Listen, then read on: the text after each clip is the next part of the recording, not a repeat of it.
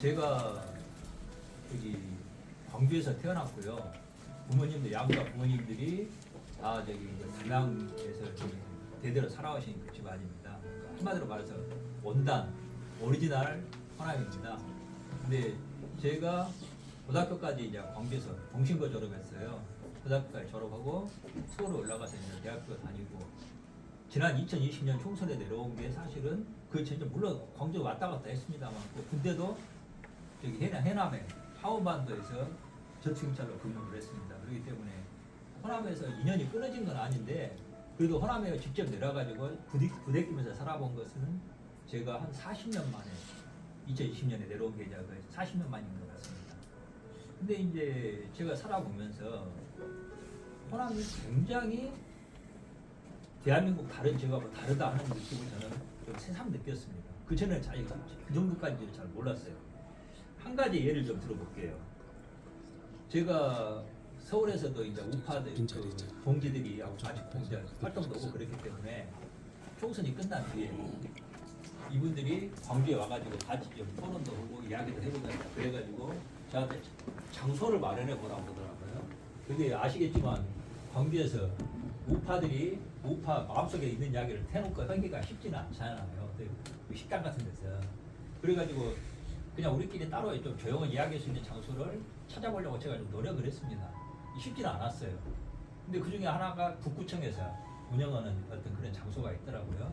그래서 연락을 했더니 그것도 전화가 잘 안 돼가지고 인터넷에 올라와 있는 전화번호랑 실제로 그 연결이 잘 안 돼요. 그러니까 몇 번씩이나 이리 돌리고 저리 돌리고 해가지고 연결을 했더니 거기에 있는 어떤 여성분이 이제 받으시더라고요. 그래서 장소를 좀 회합 장소를 빌리려고 그런다. 그랬더니 이분이 뭐 하려고 하냐고 물어보더라고요. 그래서 이것저것 친구들하고 공부도 이야기하고 그러려고 한다. 그랬더니 몇 마디 물어보더니 우리가 코로나 때문에 장소를 안 빌려줍니다 그러더라고요. 처음부터 그냥 그렇게 말씀하셨으면 간단했을 텐데 물어보고 나서 그러더라고요. 그래서 그러시냐고 그러면 알았다고 그러고 전화를 끊었어요. 그리고 장소를 어디서 빌려야 되나 고민하고 있었는데 한 10여 분 지났나?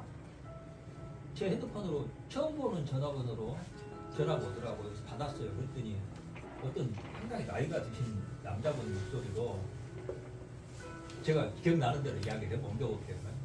당신이 우리 장소 빌리려고 그랬어? 다 물어보더라고요. 그래서 예 그랬습니다. 그랬더니 뭘 하고 빌리려고 그래요? 그래서 이제 아니 내가 서울에서 들어왔는데 친구들이 또 이야기도 하고 그러려고 그럽니다. 그랬더니 무슨 모임을 하려고 그래요? 무슨 이야기를 하려고 그래요? 이런 식으로 한 서너 번 계속 물어보더라고요. 그래서 제가 알 수 있는 데까지, 제가 말씀드릴 수 있는 데까지 말씀을 드렸는데, 이렇게 몇 가지 물어보더니, 우리도 그런 거 못 빌려줘요. 딱 그러고 이제 끊더라고요. 그래서 제가 굉장히 그 섬찟한 기분 있지 않습니까? 아니, 장소를 이게 빌리려고 그러는데, 이런 식으로까지 체크를 해야 되는가. 그리고 한 번 끊었은 게 아니고 한 번 전화번호가 거기서 안 된다고 그래놓고 나중에 다시 확인 사살을 읽지 않습니까? 이렇게 하는 거 들으면서 제가 굉장히 찜찜했던 불쾌했던 기분이 기억이 나요. 이게 도대체 뭘 말하는가? 여기 이제 이런 하나의 이런 현상을 가지고 전체를 판단한다는 것은 저도 무리가 있다는 걸 압니다. 근데 제가 이런 비슷한 경험이 광주에 와가지고 굉장히 많이 있어요. 또 하나 단적인 이제 이것 연결이 되는 이야기인지는 모르겠습니다만 제가 광주에 와서 제가 당원들하고도 이야기하면서 놀란 게 새삼스럽게 들은 이야기 배운 사실인데 광주에서는 시민 한 분이 보통 개모임을 서너 개씩 한다고 그러더라고요. 맞습니까? 개모임은 많이 한대요. 근데 제가 그 서울에서 생활하면서 그 시민들이 개모임을 안 하는 경우가 훨씬 많고 한다 해도 한두 개 하지 개모임을 시민 한 분이 서너 개씩 하는 게 이게 굉장히 저는 특이한 현상이라고 느꼈어요. 근데 이게 뭘 말하는가? 제가 느끼기로는 이게 개모임이라는 게 그 개, 두레 뭐 그런 거 있지 않습니까? 이를테면은 그 이제 서로 상부상조하는 그런 건데 저기 농촌 공동체 있잖아요. 농촌 공동체의 특징이거든요. 근대화 이전에 농촌 공동체에서 흔한 특징인데 지금은 잘 이런 게 사라져가는 문화라고 보는데 광주는 대도시인데도 불구하고 그런 농촌 공동체의 특징이 남아있는 지역이라는 저는 좀 생각이 들었어요. 굉장히 특이한 부분 중에 하나다. 제가 저기 그 호남 문제, 지역 차별 문제, 지역 혐오 문제, 호남 혐오 문제를 본격적으로 다루기 시작한 게 2013년도부터입니다. 지역평균 10년대라는 단체가 그때 만들어졌습니다. 근데 제가 이 문제를 가지고 그 호남 분들, 제 선배님들도 계시고 여러분들을 만나 뵙고 이런저런 이야기를 들은 적이 있어요. 근데 그 중에 한 분이 굉장히 인상적인 이야기를 해주시더라고요. 호남은 일부 사람들이 그런 이야기로 호남에 대해서 이렇게 이야기한다고 말씀하시더라고요. 호남을 뭐라고 표현하느냐? 한국의 한국이라고 표현을 한다고 말씀하시더라고요. 한국의 한국이다. 그게 무슨 말일까? 저는 그 말이 상당히 오랫동안 기억이 남았습니다. 한국의 한국이란 게 뭔 말일까? 차츰차츰 제가 그 말을 처음 하신 분이 누군지도 모르고 무슨 의미로 하신 말인지도 모르고 여쭤본지도 못했어요. 근데 제가 한국의 한국이라는 말을 들으면서 제가 자꾸 이 말에 대해서 왜 이 말이 나왔을까를 고민하면서 생각하고 반추해 가면서 제가 어떤 결론에 이르렀습니다. 한국의 한국이라는 게 뭘 말할까? 그건 한국 내에서도 한국의 지역 중에서도 한국의 특징이 가장 강한 지역이 호남이다는 그런 의미일 거라고 저는 이해를 했습니다. 그 말이 맞지 않을까요? 한국의 한국이라는 말이. 그런다 그러면 그 한국의 한국이라는 말에서 한국이 가지고 있는 특성이 뭘 말하는 걸까? 저는 좀 그렇게 이제 이제부터 제가 약간 제 유추입니다. 한국의 한국에서 그 한국이라는 것은 좀 깨놓고 말씀드릴게요. 다른 나라에서 한국을 바라보면서 이야기하는 평가하는 부분이 있지 않습니까? 그게 저는 한국적인 거라고 생각을 해요. 제가 아마 여기 연배라고 저랑 비슷하신 분도 많으시니까 기억하시는 분도 계실지 모르겠습니다만 우리 어렸을 때 한국이라고 그러면은 한국을 상징하는 말 중에 하나가 코리안 타임이었습니다. 약속 잘 지키지 않고 늦고 그리고 제가 이런 말을 이제 굉장히 불편하실 수도 있는 이야기인데 제가 어렸을 때 한국은 외국에서의 한국을 바라보는 이미지는 코리안 타임도 있지만은 약속 지키지 않고 뒤통수 잘 때리고 믿을 수 없고 그 다음에 이 법치 준법 질서 잘 약하고 이런 부분들이 좀 부정적인 부분이 많았거든요. 저는 여기서 한국의 한국이란 말이 바로 이 부분을 상징한다고 저는 생각을 했어요. 왜냐? 제가 어렸을 때 한국에 대한 부정적인 이미지 평가가 실은 제가 또 살아오면서 다른 지역에서 들은 호남에 대한 부정적인 이미지랑 굉장히 많이 겹치더라고요. 그 한국의 한국이라는 게 바로 그런 부정적인 이미지라고 저는 생각을 합니다. 그러면 그 부정적인 이미지라는 게 뭐냐? 한국이라는 게 실은 대한민국이 근대화되기 이전에 조선적인 특징, 근대화 이전에 한반도 사람들이 살아왔던 그 특징이 실은 한국이라고 말로 표현된다고 생각합니다. 그러니까 한국의 한국이라고 해서 그 한국은 실은 조선을 말한다는 거죠. 저 좀 더 적나라 말씀드릴까요? 하멜 표류기 하멜 아시죠? 그 하멜이 한국을 조선을 탈출해 가지고 있지 않습니까? 자기 그 고향에 돌아가 가지고 그 한국의 경험을 조선에서의 경험을 쓴 책이 하멜 표류기죠. 그 하멜 표류기에서 조선에 대한 부정적인 이미지가 굉장히 묘사가 많이 나옵니다. 믿을 수 없고 이 사람들은 남을 속여먹는 것을 자랑으로 여긴다. 뭐 그런 등등의 부정적인 이야기가 많이 나와요. 근데 거기서 잘 이야기하지 않는 부분이 있습니다. 하멜이 가장 많은 시간을 보낸 지역이 어딘지 아세요? 바로 전라도입니다. 우리가 이제 이런 이야기 하면 조금은 전라도 놈이 고향이 전라도라는 놈이 전라도 호남을 혐오한다 말씀을 하실지 모르겠는데 저는 인정할 건 인정해야 한다는 생각이 들어요. 지금 한국이 한국이라고 그러고 이 호남의 문제 저도 처음에 사회활동을 시작한 게 호남 혐오에 대한 반발로 일베랑 싸우기 위해서 활동을 시작을 했습니다. 근데 제가 활동을 하면서 느끼게 된 것 중에 하나가 호남 문제, 호남 혐오를 없애기 위해서는 호남을 욕하는 사람들도 잘못이지만 호남 스스로도 변하지 않으면 안 되겠다는 저는 생각을 많이 하게 됐습니다. 제가 요즘 이 호남에 대해서 비판하는 목소리를 많이 내는 이유가 그겁니다. 호남이 변하지 않으면 안 된다는 생각을 해서 말씀을 드리는 겁니다. 지금 인터넷 같은 데서 호남에서 무슨 사건, 그거 되게 잘못된 거예요. 무슨 다른 지방에서 이상한 사건이 생기면은 그 지방을 혐오하는 소리를 하지 않습니다. 또 호남에서 무슨 안 좋은 사건이 생기면은 대번에 나오는 이야기가 거기는 다른 나라다. 여권 가지고 가야 된다. 하는 이야기가 나오거든요. 이건 잘못된 호남 혐오입니다. 하지만 이런 호남 혐오가 나오게 되는 배경도 분명히 있다는 겁니다. 아까 제가 말씀드린 것 같아요. 이 계모임 하는 것 같아요. 그다음 또 하나 말씀드릴까요? 호남에도 굉장히 두드러진 특징 중에 하나가 한방병원이 많다는 거 알고 계십니까? 인구 비례로 보면 대구에 있잖아요. 100배가 좀 넘는다고 그러더라고요.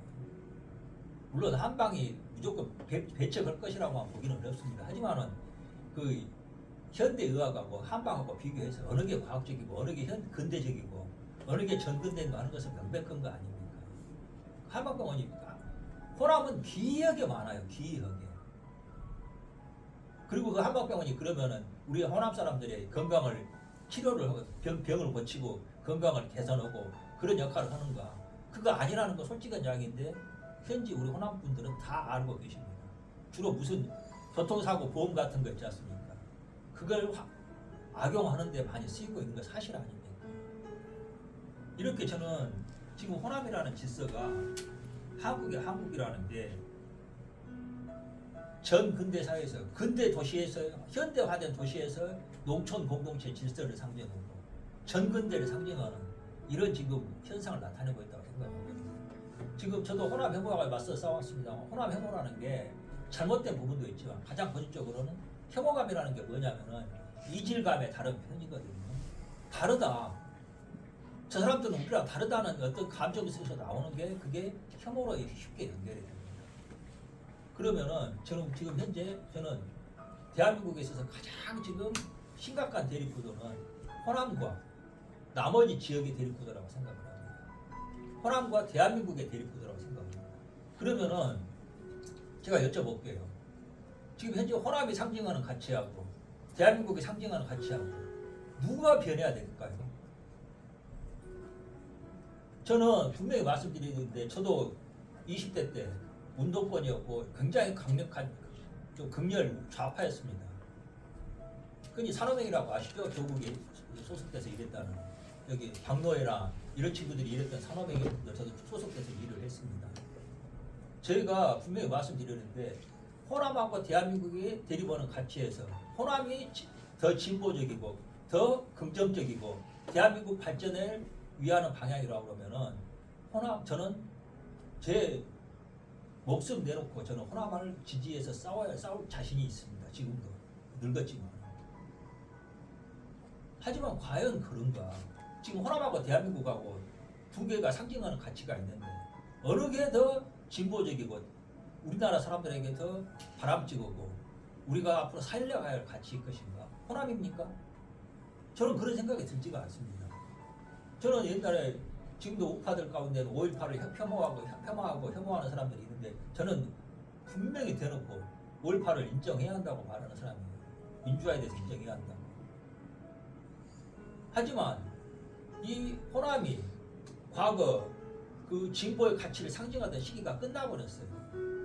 지금은 민주화가 호남이 상징하는 민주화가 아니라 좌경화로서 이미 오염이 된 지가 지금 굉장히 오래가 됐습니다. 저는 저기 나폴레옹이 저기 그 영국하고 싸울 때 대륙 봉쇄령이라는 걸 내렸어요. 대륙 봉쇄령. 그러니까 유럽 전체 대륙이 영국하고 무역 거래를 못하게끔 차단한 것이 대륙 봉쇄령입니다. 나폴레옹이. 그 당시에 나폴레옹이 유럽을 지배하고 있었으니까. 그때 영국 사람들이 했던 이야기가 있습니다. 도버 해협의 풍랑이 거세지면 도버 해협, 영국하고 프랑스 사이의 해협이죠.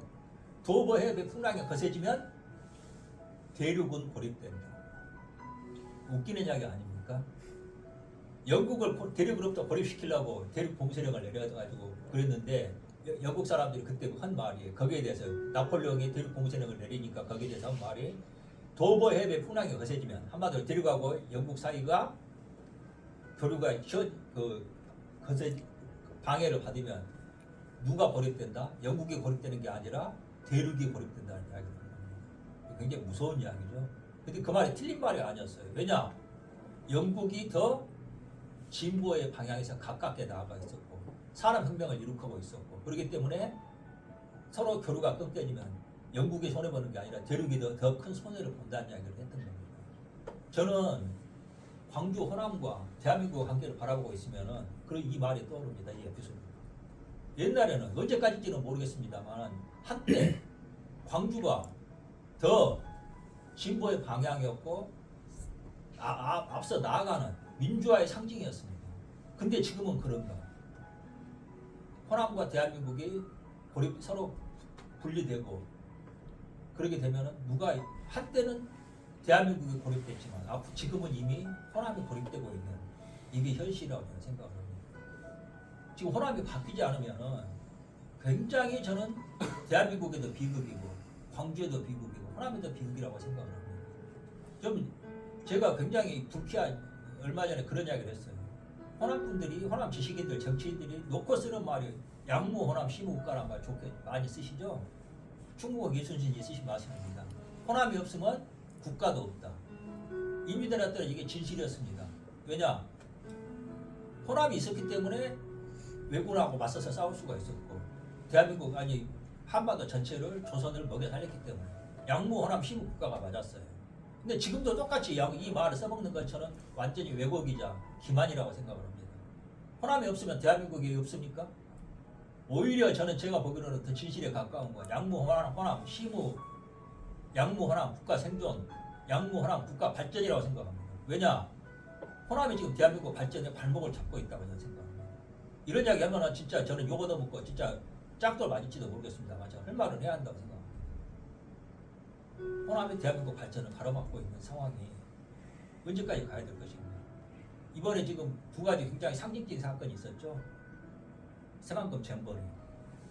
새만금 잼버리가 진짜 호남에 완전히 개망신을 당한 사건인데 이 잼버리를 하려고 잼버리를 위한 새만금이었습니까? 새만금을 위한 잼버리였습니까? 원래는 잼버리를 잘 하기 위해서 새만금이 역할을 해야 되는데 실은 새만금을 살리려고 잼버리를 어떤 도구로 활용한 거 아닙니까? 그래가지고 다 망했지 않습니까? 잼버리도 망했고 잼버리는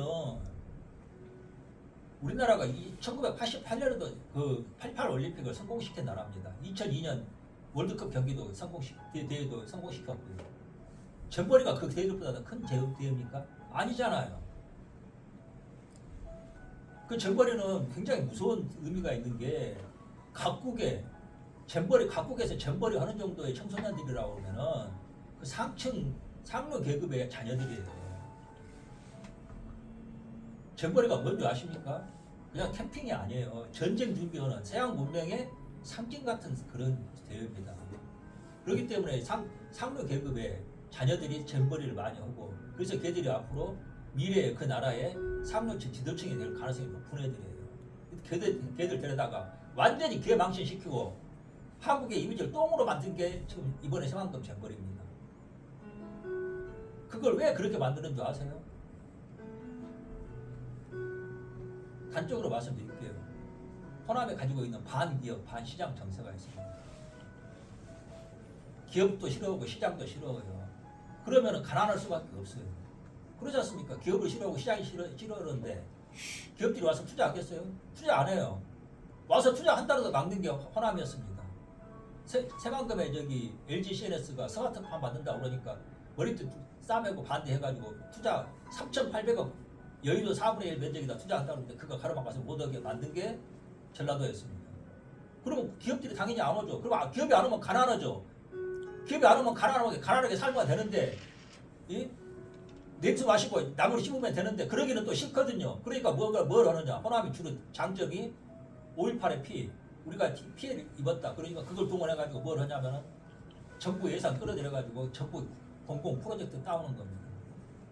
아시아 문화전당, 광주 비엔날레, 광주형 일자리, 한전공대 전부 그런 거 아닙니까? 근데 기업체 논리, 시장 논리에 벗어나서 그냥 무조건 정치적인 논리 동원해서 끌어오니까 그 프로젝트들 성공했습니까?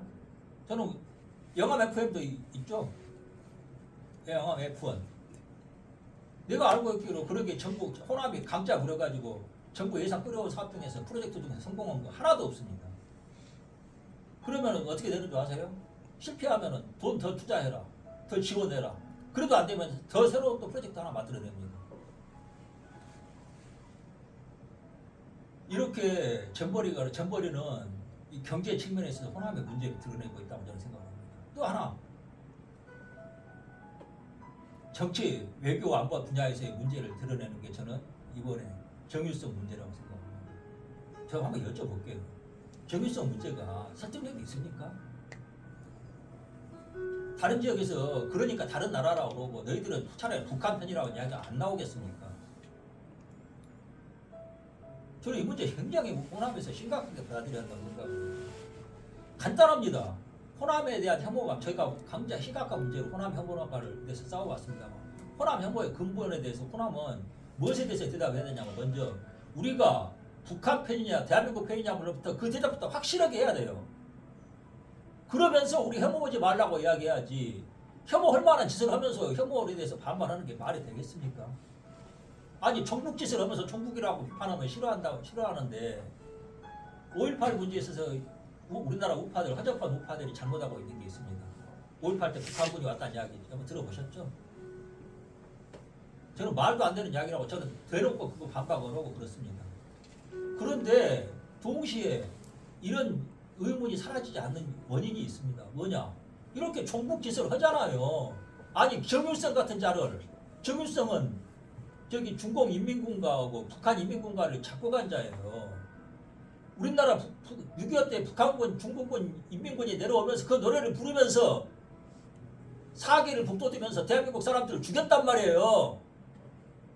통일을 방해하고. 근데 그런 사람들을 광주에서 돈 또 써가지고 기념하고 뭐 북돋으면서 우리가 종북이 아니라 말이 나오겠습니까? 그런 말에서 설득력이 있겠습니까? 저는 이런 부분부터 우리가 북한 편이냐 대한민국 편이냐부터 이 간단한 대답에서부터 확실한 대답해놓고 우리 호남 차별하지 말라고 저는 이야기해야 한다고 생각을 해요.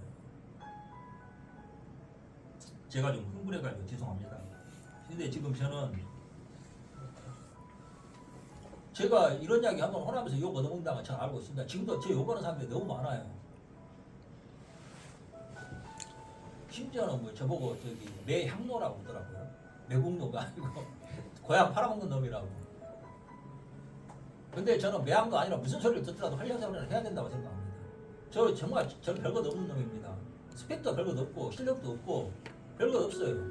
근데 저 깨놓고 말씀드릴게요. 저 광주일고 시험 봤다가 떨어진 놈입니다. 그래서 동신고 간 놈인데 마지막 거의 고등학교 입시에서 저는 떨어져가지고 간 놈인데 그 잘난 광주일고 출신들, 광주의 호남의 엘리트들이 이런 이야기 좀 하면은 저 같은 놈은 나설 이유도 없어요. 근데 아무도 이야기를 안 하더라고요.